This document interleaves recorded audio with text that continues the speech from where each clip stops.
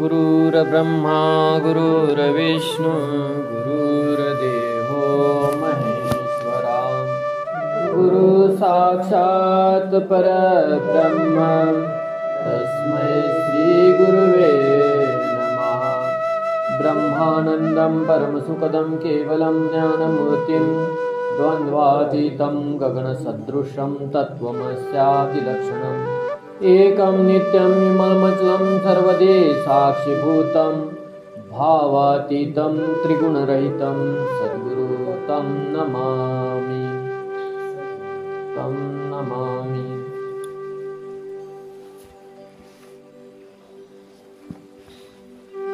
कामक्रोधयुक्तानाम् अतिनाम यच्चेतसाम् अभितो ब्रह्मनिर्वाणं वर्तते विदतात्मनाम्।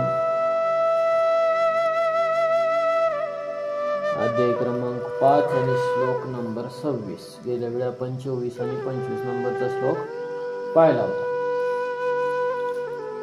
तर या श्लोकामध्ये आपल्याला माऊलीने असं सांगितलंय की जे काम क्रोधादी रहित आहे आणि ज्यांचे चित्त स्वाधीन केलेले आहे त्यांनी परमतत्वाला जाणले आहे असे योगी पुरुष देह असतानाही जीवनमुक्त असतात आणि देह ठेवल्यानंतरही परब्रह्माशी एकरूप असतात। उदाहरण कोणाचं घ्यावं आता? जे काम क्रोधानी रहित आहेत आणि ज्यांचं चित्त ज्याने आपलं चित्त स्वाधीन केलेलं आहे भगवंताच्या चरणाशी, ज्याने परमतत्वाला जाणलेला आहे आणि असे योगी पुरुष देह असतानाही आणि जीवन मुक्त असतात आणि देह ठेवल्यानंतर सुद्धा परब्रह्माशी ऐक्यरूप असतात। उदाहरण कोणाचं? आता बाबांचा, श्रीपाद बाबांचा जर आपण विचार केला या ठिकाणी बघा, काम आणि क्रोधाच्या पलीकडे गेलेली वस्तुस्थिती आणि ज्यांचं चित्त परिपूर्णतेनं कुणाच्या स्वाधीन केलं होतं तर भगवंताच्या किंवा नामाच्या अधीन, बरोबर। आणि ज्यांनी परमतत्वाला असं जाणलं, म्हणजे परमतत्व म्हणजे काय? जे आपण आता आम्ही जे घेतलं, आम्ही जे जाणलं आहे किंवा गुरुवर्य शिंदे मामांच्या मुखातून ते आपल्याला प्राप्त झालेलं आहे असं ते परमतत्व त्यांनी जाणलेलं आहे। आणि असे योगी पुरुष देह असतानाही जीवनमुक्तच आहे आणि देह ठेवल्यानंतर सुद्धा परब्रह्माशीच ऐक्यरूप असतात। म्हणजे ह्या ठिकाणी किती या श्लोकामधनं बघा, 26 नंबरचा श्लोक किती महत्वपूर्ण आहे। काम क्रोधा विमुक्त नाम, म्हणजे काम क्रोधापासून विमुक्त, यतीनाम यच्चित्तसाम अभितो ब्रह्मनिर्वाण। ब्रह्मनिर्वाण म्हणजे ज्यावेळी आपण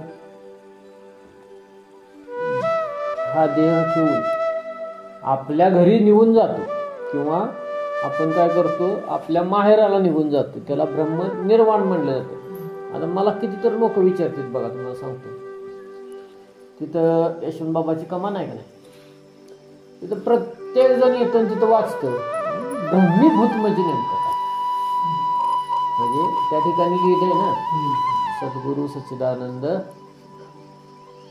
यशवंत बाबा आणि असं काहीतरी ब्रह्मीभूत वगैरे असं काहीतरी लिहिलंय त्या ठिकाणी की ब्रह्मीभूत म्हणजे असं अनेक वेळा मी अनेक लोकांना सांगितलं की ब्रह्मीभूत म्हणजे काय, की ब्रह्म आणि ह्यामध्ये असणारे एक आत्मा, त्याला आपण म्हणू शकतो की ब्रह्मीभूत, म्हणजे त्याच्यामध्ये तो विलीन झालेला आहे।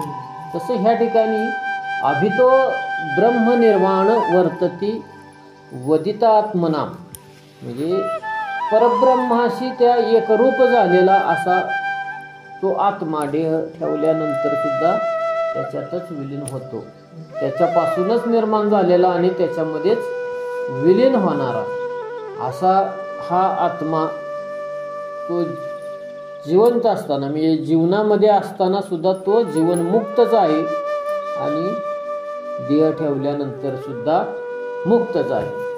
माऊली असं म्हणतात की जिही व्यसनापासून हिरतले चित्त आपुले आपण जाणितले ते निश्चित जेत संतुले चेती चिना. म्हणजे ज्यानं आपलं चित्त विषयापासून हिरावून घेतलेलं आहे आणि आपल्या स्वाधीन करून ठेवलेला आहे असे पुरुष निश्चयाने त्या स्वरूपात लीन झाले असता पुन्हा वृत्तीवरती येत नाही. म्हणजे परत पुन्हा जन्माला येत नाही किंवा परत ह्या पृथ्वी तलावरती येण्यास त्यांना भाग पाडलं जात नाही. संत कसे असतात की संत आपल्या इच्छेने आलेले असतात आणि आपल्या इच्छेने जात असतात. आपलं तसं आहे का? आमचं तुमचं तसं बिलकुल नाही. आपलं कसं आहे तर आपण त्याच्या इच्छेने येतो आणि त्याच्याच इच्छेनं जातो. बघा, आपण एखादा जरी व्यक्ती गेला तर काय म्हणतो त्याला? देव आज्ञा झाली. म्हणजे आपल्या इच्छा नाही का ती? भगवंताच्या इच्छा. जन्म घ्यायला सुद्धा त्याचीच इच्छा आहे. जन्म सुद्धा कुठे घ्यायचा, काय, कसं, काय, ह्या सगळ्या गोष्टी कुणाच्या इच्छेने चालतात? देवाच्या इच्छेने. आता त्यामध्ये आपल्या कर्माचा भाग असतो, तो भाग वेगळा. कारण आपण जे कर्म करतो त्यानुसार आपल्याला पुढचा जन्म भेटतो. म्हणजे तशा पद्धतीनं आपल्या हातामध्ये कुठली गोष्ट नाही. ह्या ठिकाणी सांगायचं काय, तसं पाहायला गेलं तर आपल्याच हातामध्ये. किती खोचक गोष्ट आहे बघा. तसं पाहायला गेलं तर ही आपल्याच हातामध्ये. म्हणजे आपण जन्म कुठं घ्यावा, आपण देह कधी ठेवावा, ही आपल्या हातामध्ये. पण आपल्या हातात त्याच्या नाड्या घेतो का आपण? घेत नाही. आपल्याला जी नाड म्हणजे आपली जी मोठ आहे त्या आपली मोठ जर आपण जी व्यवस्थित हाकली, बघा आता मोठ हाकायची म्हणजे नेमकं काय करायचं? मोठ आपली कुठली आहे? मोठ नाडा हिरदो अवघी व्यापली पंढरी. म्हणजे आपली मोठ आपल्या जवळ आहे, आपली वीर आपल्या जवळ आहे, आपला भगवंत आपल्या जवळ आहे. ह्या सगळ्या गोष्टी कशा येतात? आपल्या पाशी. तुझं आहे तुझं पाशी परी तू जागा चुकलाशी. ह्या युक्तीप्रमाणे जर बघितलं की आपल्याला काय झालंय नेमकं, म्हणून आपण इथं आहोत. आपल्याला नेमकं झालंय काय म्हणून आपण इथं आहोत. तर आपण काय झालं, आपल्याला विसरून गेलो. मी कोण आहे माहित नाही किंवा मी कोण आहे करावा विचार. आपल्याला जोपर्यंत आठवणीत येणार नाही, आणि तसं येईल का आठवणीत? येणारच नाही.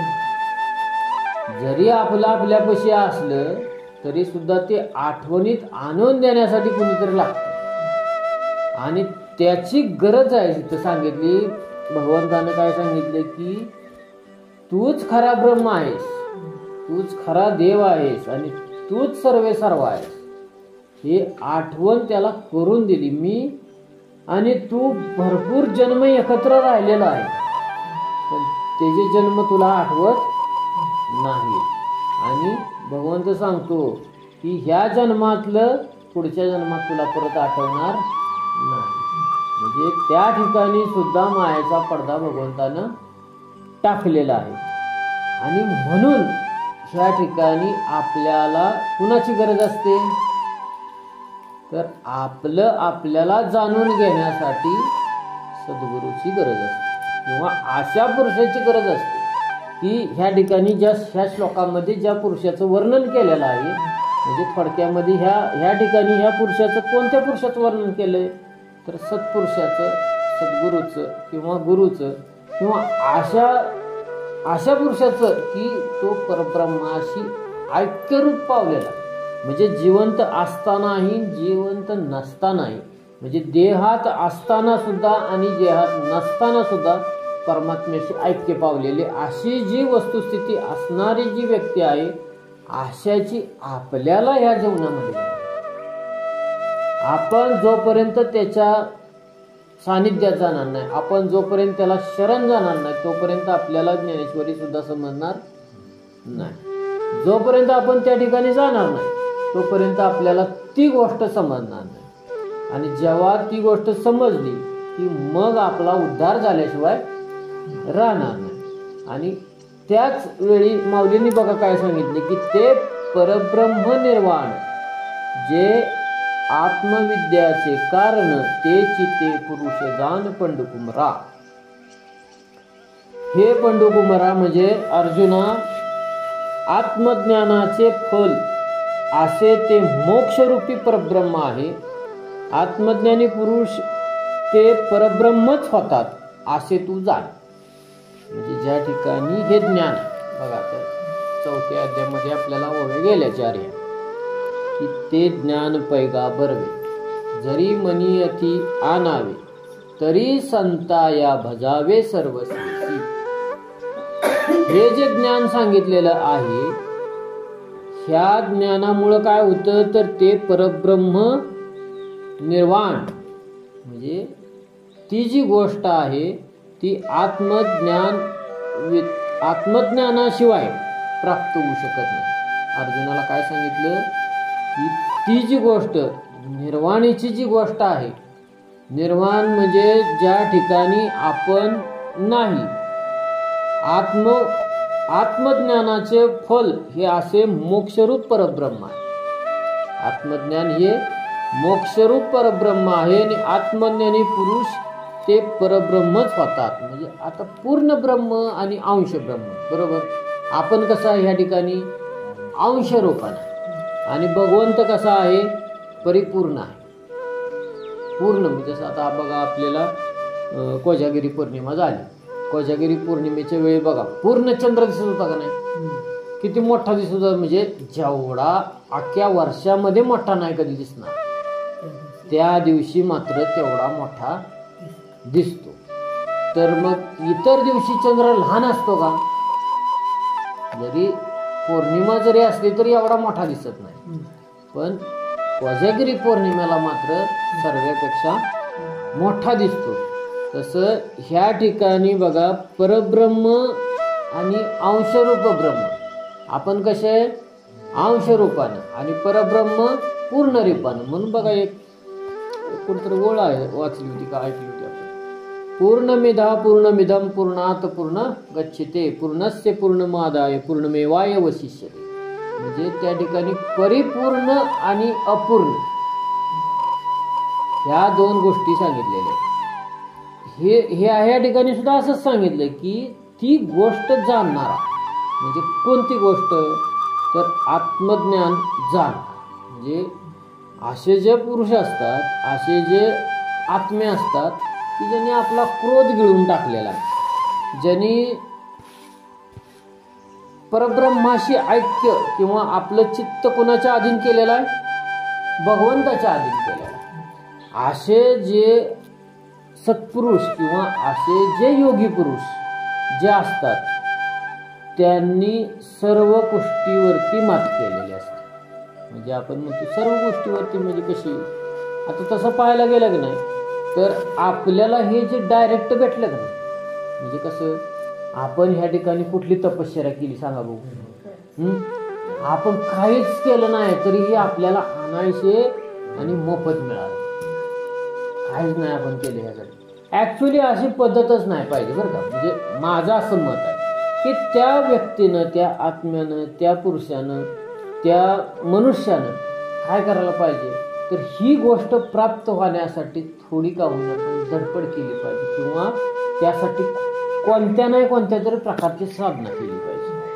म्हणजे कोणत्याही प्रकारचे असो बरं का.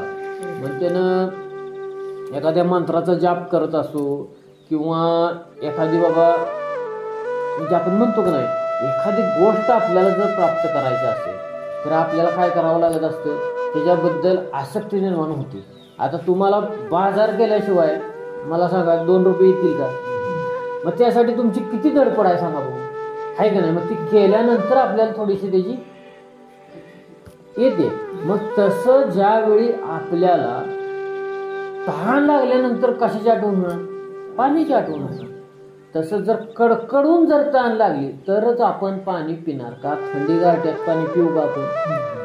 तसं झालंय आपलं. नाही, हसण्याची गोष्ट नाही, खरंच तसं झालंय आपलं. म्हणजे आपल्याला तहानच नाही, पण पाणी मात्र अमृतासारखं पुढे येऊन ठेवले. म्हणजे सांगण्याचा मुद्दा काय की आपल्याला तेवढी ओढ नाही.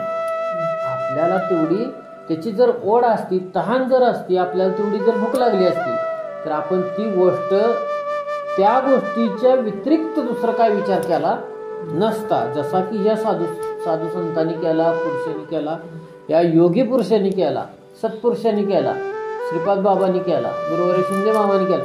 म्हणजे ह्यांना काय झालं, ह्यांना तहान जास्त लागली, ह्यांना भूक जास्त लागली होती आणि म्हणून त्यांनी तिथं झडप घातली. बघा आता एखादा गरुड असतो किंवा गिधाड असतं, खाली एवढी एवढी मुंगी सुद्धा त्याला दिसत असते, बरोबर?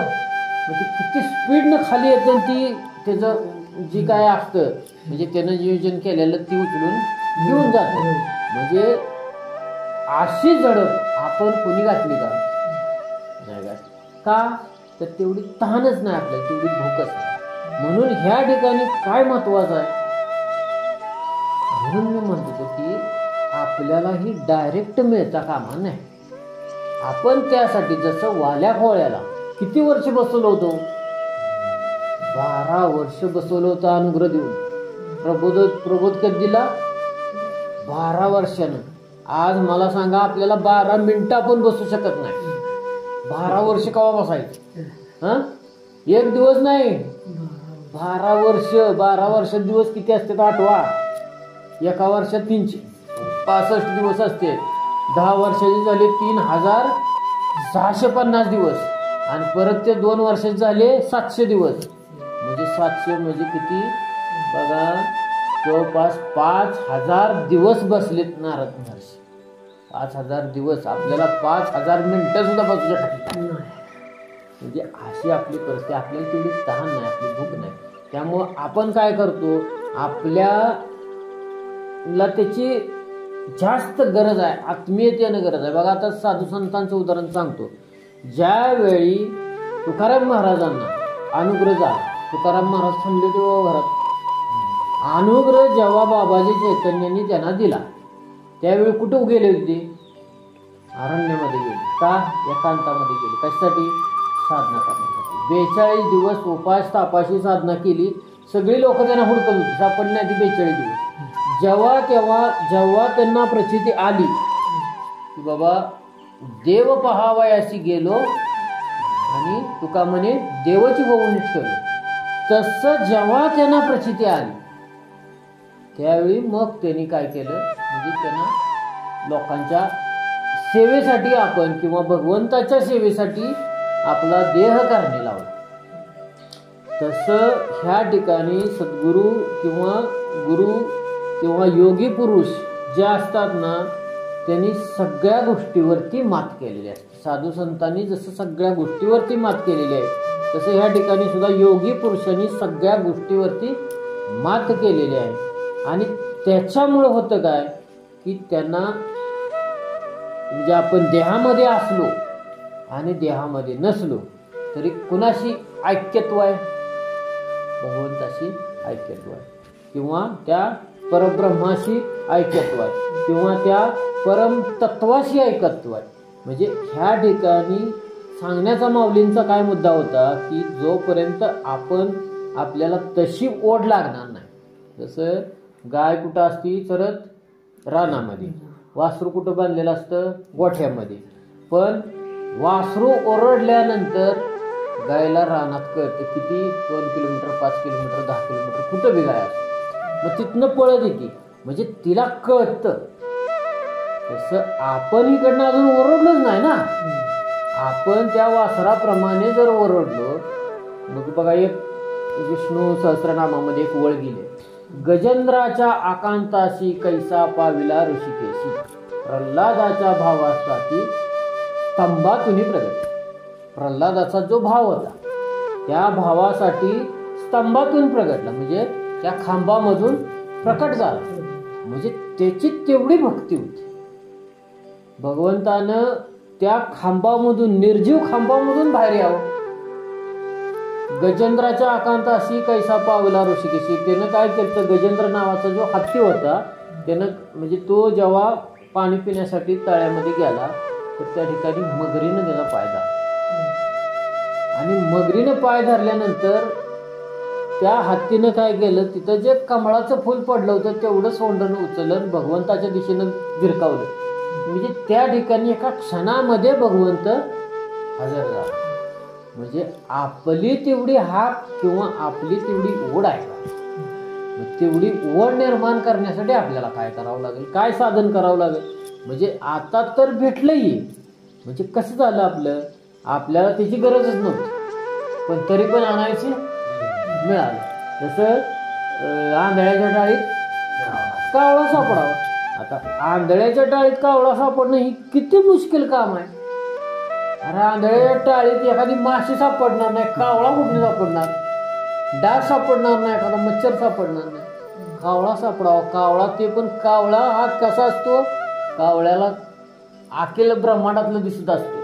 मग मागचं काय दिसणार नाही का कावळ्याला. मग त्या आंधळ्याच्या टाळीमध्ये कावळा सापडावा. किती म्हणजे असं योगायोग म्हणायचं. तसं आपल्याला हे भगवंताचं नाम प्राप्त झालं की महानिर्वाणासाठी लागणारी गोष्ट आपल्याला प्राप्त झाली. आणि एवढी मोठी गोष्ट पचवण्याची आपल्यामध्ये ताकद नाही. म्हणून आपल्याला त्याची तेवढी भूक. जेव्हा आपल्या अंगामध्ये तेवढी क्षमता निर्माण होईल, जेव्हा आपल्याकडे तेवढी ताकद निर्माण होईल की हे नाम पचवण्याची ताकद नाही. म्हणून तर ही सगळी आता जे आपण बघतो ना भरकटलेली, ही पचवण्याची ताकद नाही त्यांच्याकडे तेवढी क्षमता नाही. आता अमृत पचवायला पण पाहिजे ना. रोज तुम्हाला श्रीखंडपुरी दिली तर तुम्ही खाल का? हा, आपल्यालाच कसं आहे हो, आपल्याला पंचपक्वान्नाचं जेवण आहे रोज. मग आपल्याला ती नको वाटते ना, मग ती पचू शकत नाही ना आपल्याला. त्यासाठी काय व्हायला लागतं, राजा व्हायला पाहिजे ना. त्यासाठी काय व्हायला पाहिजे, राजा व्हायला पाहिजे. राजाला कसं पंचपक्वान्नाचं रोज जेवण असतं. त्यासाठी आपण राजा व्हायला पाहिजे. म्हणजे आपण त्याच्यावरती आडू व्हायला पाहिजे, विवेक जागरूक झाला पाहिजे. आपल्याला तेवढी भूक लागली पाहिजे, तेवढी तहान, तेवढी भूक जर आपली असेल तरच ती पचल, नाही तर ती पचणार नाही. आता तुम्हाला खरं सांगतो, कोरोना काळामध्ये जेव्हा आपण मोबाईलच्या माध्यमातून जोडलो होतो, तुम्ही होता का नाही मला माहित नाही, होता का तुम्ही? नव्हता, बाळूदार नसतील पण तुम्ही होता ना. हा, म्हणजे त्यावेळी जर आपण जोडलो नसतो तर मामा तिकडं आणि आपण इकडं आपला 2 वर्ष संबंध सुद्धा आला नसता. म्हणजे जे अरे सुद्धा का नाव कोणाच्या आला नसता. मग त्या माध्यमातून त्यावेळी बघा भगवंतानं आपल्याला सद्बुद्धी दिली आणि त्याच्यामुळे थोडी जेवढी टिकून राहिली तेवढी तरी राहिली. नाहीतर बाकीची कुठे गेलेत, पसार झालेत, काही माहीत नाही. म्हणजे तेवढी त्यांना भूक नाही, तेवढं त्यांची पचवण्याची क्षमता नाही आणि त्यामुळं ती गेली त्यांच्या मार्गाने. का तर आता आपण नेमकं आलोय कुठं, डायरेक्ट 10वी आलो. 1ली, 2री, 3री, 4थी, 5वी, 6वी, 7वी, 8वी, 9वी डायरेक्ट उड्डाणपूट झालं आपलं 10वी. म्हणजे आपल्याला कसा लिहायचा असतो ही सुद्धा माहित नाही. अननसाचा असतो का, आईचा असतो का, आणखीन दुसऱ्या कशाचा असतो ही आपल्याला माहित नाही. आपण डायरेक्ट कुठं आलो, 10वी. आता 10वीची परीक्षा आपल्याला द्यायची आहे. आता 10वीची परीक्षा कधी आहे माहिती आहे का तुम्हाला? प्रत्येकाला द्यावी लागते एक परीक्षा ती. प्रत्येकाच्या कर्मधर्म संयोगानं ती त्याला परीक्षा द्यावी लागते. त्यावेळी जर तो नापास झाला तर मग परत पुनरपी जन्म, पुनरपी मरण, ही परिस्थिती परत आपल्याला तिथं जर नापास झाला तर. म्हणून आपल्याला अभ्यास काय, आपण काय म्हणतो पोरांना, अभ्यास करा, शेवट तुमचे मार्क चांगले पडतील, पास व्हाल. ती पोरांचं पास व्हायचं नाही, हो त्यांनी होऊ नाही तर नाही हो, पण ह्या गोष्टीमध्ये जर आपण नापास झालो तर मग एवढा खटाटोप करून गुरुने एवढं आपल्यासाठी पुढं ताट वाढून मग आपण काय उपयोग केला त्याचा? मग आपल्याकडे ती क्षमताच नाही तरी पण गुरुने दिलंय का? सकळाची हे येथे आहे अधिकार, सगळ्याला अधिकार आहे म्हणून गुरुनी आपल्याला दिलं. आणि आपण मात्र त्याचं जर चीज नाही केलं तर गेलं सगळं, म्हणजे तेल पण गेलं, तूप पण गेलं, आणि हाती काय राहिलं परत? दुपाटणं. म्हणजे हाय वाटतं, म्हणजे त्यावेळी आपल्याला तेल गेलं, तूप गेलं, हाती दुपाटणं राहिलं, ही एक धडाका काहीतरी होता ना. तुमच्याकडे होता का तेव्हा? तुमच्या ऐकून आहे आमच्याकडे होता बाबा, ते तसा होता एक धडा. ते अशा पद्धतीनं जर झालं तर मग काय उपयोग नाही. भगवंताने या ठिकाणी सांगितलं आहे की आत्मज्ञानाचे फळ असे ते मोक्षरूप परब्रह्म आहे आणि आत्मज्ञानी पुरुष ते परब्रह्मच होतात असे तू जाण. ते ऐसे कैसेनी झाले जे देहीचे ब्रह्मत्व आले, हे पुससी तरी भले साक्षेपी सांगो. जे पुरुष देह असताना परब्रह्मात ब्रह्मत्वास कशाने पावले हे जर विचारत असशील तर उत्तमच आहे. तुला ती साधने सापेक्षाने मी सांगेन. म्हणजे भगवंत काय म्हणतो की जे पुरुष, ज्या पुरुषांचं मी आता वर्णन केलं किंवा इथं भगवंतानं सांगितलेलं आहे, ज्या पुरुषांची आपण आता चर्चा केली या ठिकाणी, की असे जे पुरुष आहेत ते ब्रह्मत्वास कशाने पावले. आता त्याचीच जर आपण इथे चर्चा करतोय ना, कशाने ही गोष्ट प्राप्त होते. एकमेव गोष्ट कशाने प्राप्त होते तर जी आपल्याला परंपरागत किंवा संतांनी साठवण करून आपल्यापर्यंत आणून दिलं. म्हणजे आपण म्हणतो का नाही की आपल्या मालिका आहे बघा, मालिकेमध्ये लिहिलंय तसं की ओम ब्रह्म आत्री दत्त नारायण लक्ष्मण बलभीम सख्यानंद शांतामाई बंडोबाबा केरोबाबा श्रीपाद बाबा. म्हणजे इथंपर्यंत तर आपल्याला सगळ्यांना माहिती आहे. त्याच्यानंतर आपल्याला मामांच्याकडून ह्या गोष्टी प्राप्त झाल्या. म्हणजे त्या ठिकाणी मुख्य महाविष्णू चैतन्याचे मूळ आणि संप्रदाय फळ तेथून. म्हणजे त्या ठिकाणी ह्या ज्या गोष्टी आहेत ह्या संतांनी ही गोष्ट जतन केली, ह्या साधू संतांनी ही गोष्ट जतन केली, आपल्यापर्यंत आणण्यासाठी आटोकाट प्रयत्न केले. म्हणजे ते संत झाले, संत होऊन त्यांनी काय केलं, ह्या गोष्टीची जोपासना केली. बघा आपण अनेक वेळा मामांच्याकडनं एक दृष्टांत ऐकलेला आहे बघा. 3 लोक असतात आणि तीन लोकांना एका साधूनी 3 गोष्टी दिलेल्या असतात. 3 म्हणजे हरभरे दिलेले असतात. मग त्यांना काय सांगितलं असतं की ह्याचं जतन करून ठेवा. आता त्यांनी कोणत्या कोणत्या पद्धतीनं जतन केलं, कसं जतन केलं, हे सगळं आपल्याला इतंभूत माहिती आहे. आणि तुम्हाला माहीत नसेल तर मला फोन करा, मी कवा सांगेन. आता सगळ्यांना माहीत आहे. तर त्यांनी जे जतन केलं, एकाने कसं जतन केलं, दुसऱ्यानं कसं जतन केलं, तिसऱ्यानं कसं जतन केलं. आता ह्या ठिकाणी पण तीच परिस्थिती आहे. ह्या ठिकाणी काय वेगळं आहे असं? त्यात काहीच वेगळं नाही. असे जे पुरुष आहेत की ज्यांनी ही जतन करून ठेवली आणि जतन करून त्या तत्वाशी एकनिष्ठ राहिले किंवा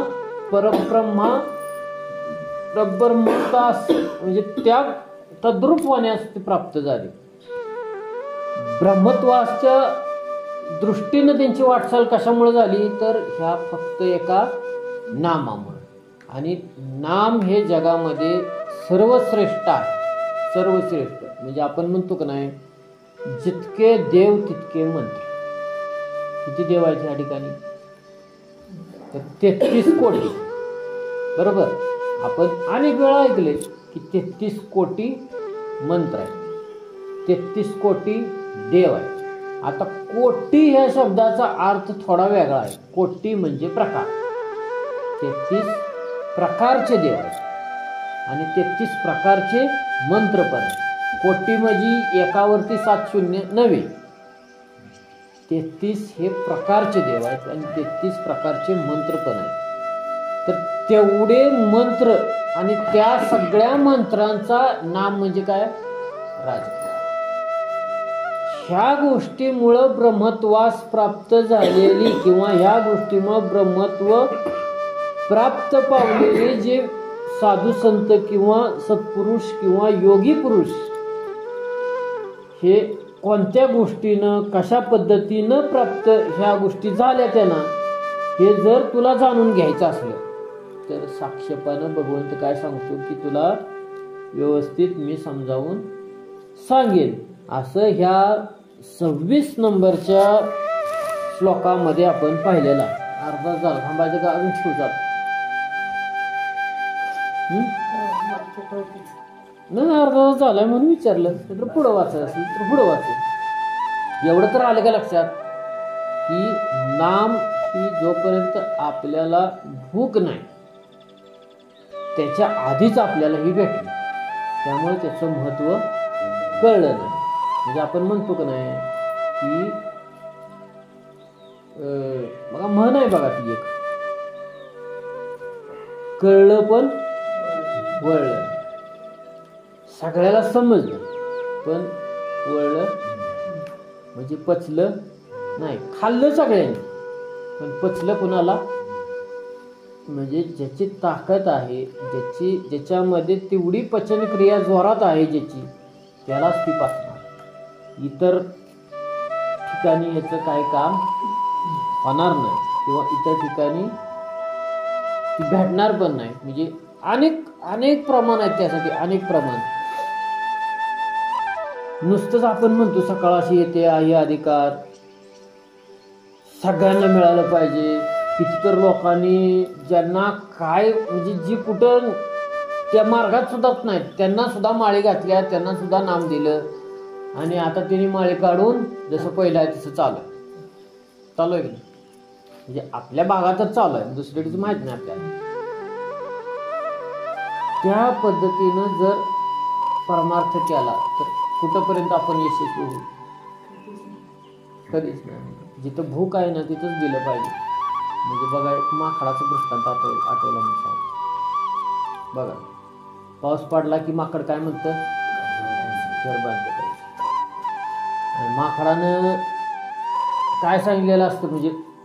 म्हणजे कुणाचं कुणाचं भांडण झालेलं असतं? माकडाचं आणि पक्ष्याचं, बरोबर. म्हणजे पक्ष्यानं घर बांधलेलं असतं, त्याच्यामध्ये पिल्लं राहत असतात. म्हणजे ह्या सगळ्या गोष्टीचा विचार केला तर काय आपल्या समोर दिसतं? म्हणजे त्यानं उपदेश जर त्या पक्ष्यानं माकडाला केला नसता, माकडाला कुणी उपदेश केला होता? पक्ष्याने. की बाबा रे तू घर तरी बांध, पाऊस पडतो एवढं तुला कळतंय का नाही? म्हणजे बोध करना सज्जन को, दुर्जन को कभी नहीं करना. दुर्जन को बोध किया तो खुद की झोपडी तोड लिया. म्हणजे अशाची दोहा आहे ना एक प्रकार. तर अशा पद्धतीनं जर आपण जर चांगल्या माणसाला जर एखाद्या सुपीक जमिनीवरती जर पेरलं, सुपीक जमिनीवर पेरलं तर तिथं चांगलं उगवल. आणि ज्या जमिनीवरती अजून अशा मोठ्या मोठ्या बाबळे आहेत तिथं JCBच लावला नाही अजून, नांगर कोणती लावायची? JCBनं आधी ती रान सरळ करावं लागल, ती झाडं झुडपं काढून टाकावं लागतील, येड्या बाबळी शान्या बाबळी सगळं काढावं लागल आणि मग त्या ठिकाणी मग रान आपल्याला नांगरावं लागल. आहो देशी बाबळी म्हणजे शान्या बाबळी, ही येड्या बाबळी म्हणजे ती काटा लांबडा असतो ती येड्या बाबळी जाडा काट्यावाल्या, ती ज्यांना पाणी लागत नाही काय नाही असंच वाटतं, बिन पाण्याचे वाटतं. ऊन पडेल तेवढं तरावून नाही. म्हणजे ती असं टिपकं पडून पडून ती जमीन सुद्धा बाद करून टाकते ती बाबळी. म्हणजे सांगण्याचा मुद्दा काय की अशा जमिनीवरती जर नांगर चालवला किंवा अशा जमिनीवरती जर पेरलं, सुपीक जमिनीवरती, तर उगवायला त्रास होणार. पण ज्या ठिकाणी काहीच नाही त्या ठिकाणी पुरी तर लागेल का? त्या ठिकाणी आपण पेरू तर शकू का? हा, म्हणून बोध करना सज्जन को दुर्जन को नाही करना. आणि दुर्जनला जर बोध केला तर आपलं वाटोळं झालं म्हणून समजायचं. त्यामुळं त्यांना त्यांच्या भानगडीत पडायचं नाही. आतापर्यंत जी झालेल्या चुका आहेत त्या गंगेला मिळाल्या, इथून पुढे आपण शान व्हायचं. आता पुढच्या श्लोकामध्ये काय आहे वाचू की बाह्य शब्दादी विषयांना दूर करून व नेत्राची दृष्टी दोन्ही भुवयांच्या मध्यभागी स्थिर करून नाकातून वाहणारा प्राण व अपान वायूंना सम करून त्याने इंद्रिय, मन, बुद्धी यांना जिंकले आहे. ज्याच्या इच्छा, भय आणि क्रोध नष्ट झालेले आहेत तो मोक्षपरायण मुनी सदा मुक्तच आहे. जे या ठिकाणी किती हे 2 श्लोक महत्वाचे झाले बघा. हे आता 27-28 नंबरचा श्लोक पुढे येणार आहे आपल्याला.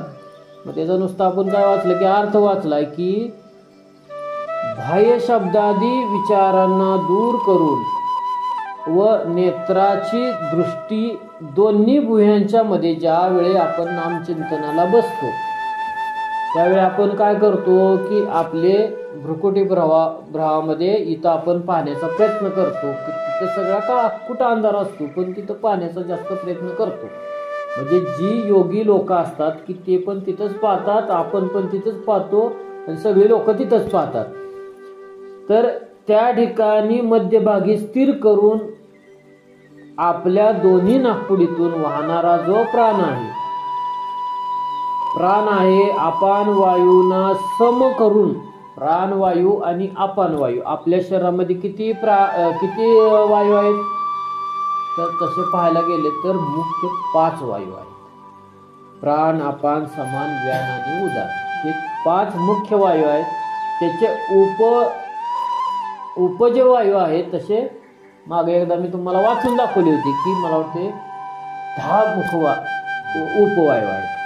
तर त्यामधले जे मुख्य 2 वायू आहेत, एक प्राणवायू आहे आणि एक अपान वायू आहे. या 2 मुख्य वायूंना सम करून त्यांनी काय केलंय की ज्यांनी इंद्रिय, मन आणि बुद्धी या 3 गोष्टीवरती ताबा मिळवलेला आहे, ज्यांना इच्छा, भय, क्रोध आणि काम यांनी सगळ्यांनी काय केलंय नष्ट केलेले, तो मोक्षपरायण मुनी सदा मुक्तच आहे. म्हणजे तो जिवंत देहामध्ये जरी असला तरी तो मुक्तच आहे आणि देह ठेवला तरी सुद्धा तो मुक्तच आहे.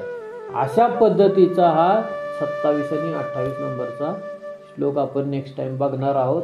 तर थोडक्यामध्ये आपल्याला ह्यातून काय घ्यायचं आहे, आता थोडासा बारकाईने विचार करा. श्रीपाद बाबांचं वाक्य आहे की बारीक विचार केला तर बघा, आता बारीक विचार केला तर आपण जेव्हा नामचिंतन करतो, नामचिंतन करत असताना जेव्हा आपण स्तब्ध होत असतो, स्तब्ध झाल्यानंतर आपण भ्रुकुटी भावामध्ये पाहत असतो, त्याच्यातून आपल्या दोन्ही नाकपुडीमधून होणारा जो प्राणवायू आत बाहेर होणारा आहे आणि ह्या सगळ्या गोष्टीवरती लक्ष ठेवून पुढे आपण काय करतो की इच्छा, भय, क्रोध, काम नष्ट झालेले पाहिजेत आपले. होते का तसं? आपला